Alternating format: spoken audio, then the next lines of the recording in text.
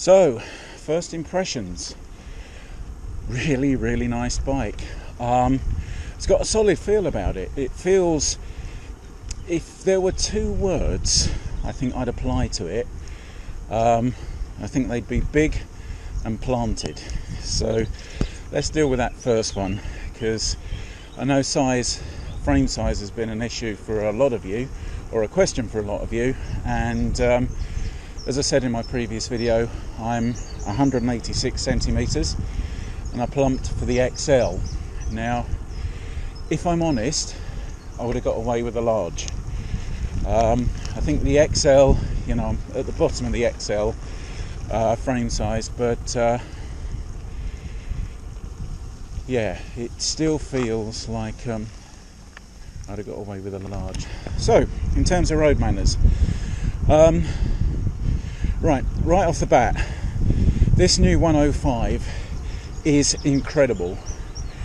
I know there are a great many fans of electronic shifting, but I have to be honest, all the time Shimano are knocking out mechanical group sets like this good, I personally can't justify it. The bike feels very planted on the road, and one of the big surprises for me has been these tyres. I can feel that they've probably got a bit more rolling resistance than like the GP4000s I've got on other bikes, but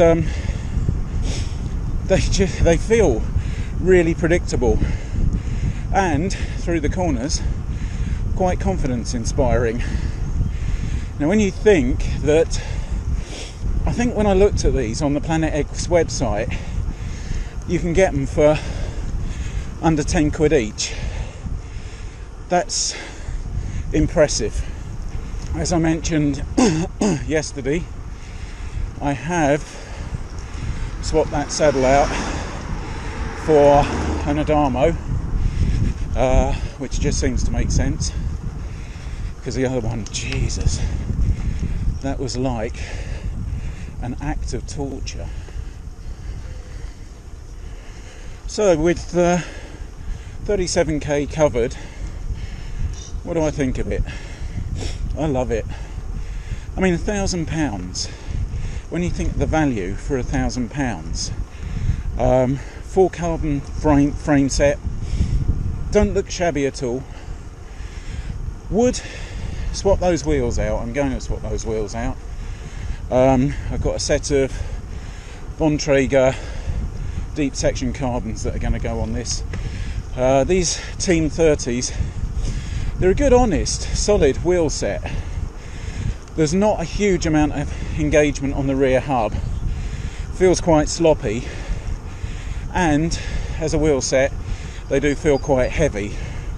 So I am going to swap them out, but I'm not going to get rid of them because they are fantastic winter training wheels, purely because they are so solid and robust. So on this build, I'm running 172.5mm cranks. That wasn't through choice, that's just what was on it when they built it. And I thought I'd feel uncomfortable on them. I don't know why, but I did. But in all honesty, I can't really tell the difference. In fact, I think they might even feel a little smoother than the 175s I'm running on my Trek.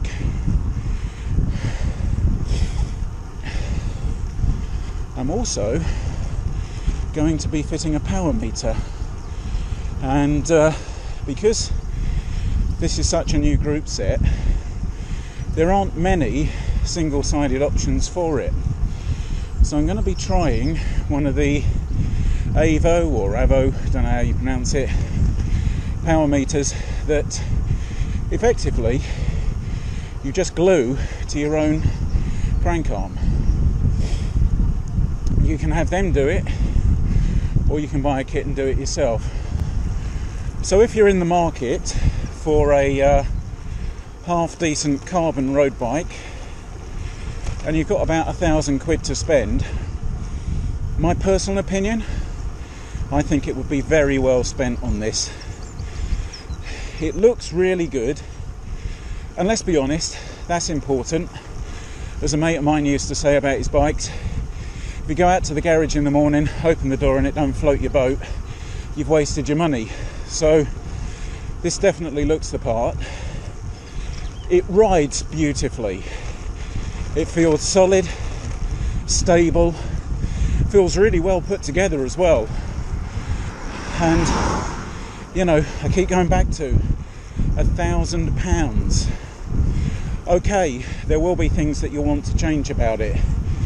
You will probably want to change that saddle first and foremost. You will probably want to change the wheels as well, because they're not the best wheel set. But having said that, if you've done your £1,000 and haven't got any more money for wheels, you won't be disappointed with these. They do the job perfectly well.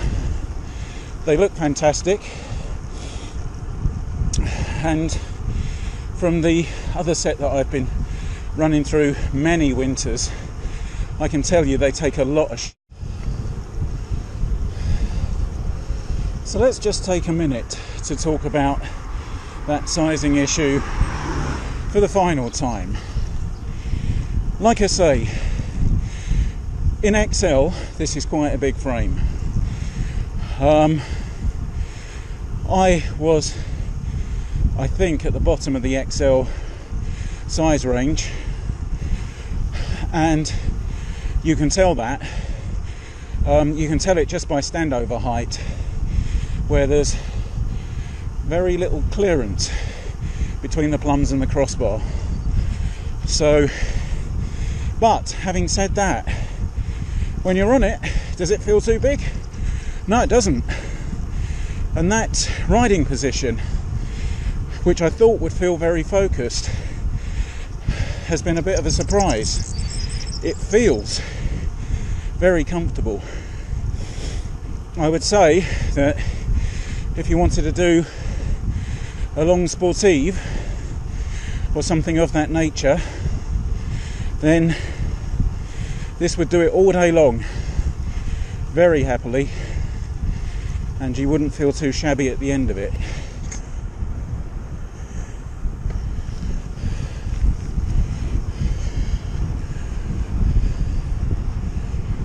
Even down on the drops, this feels really comfortable. As you add a more comfortable saddle, as you add better wheels, this platform that's already very good will be superb, in my opinion. And I go back to £1,000. That is incredible value.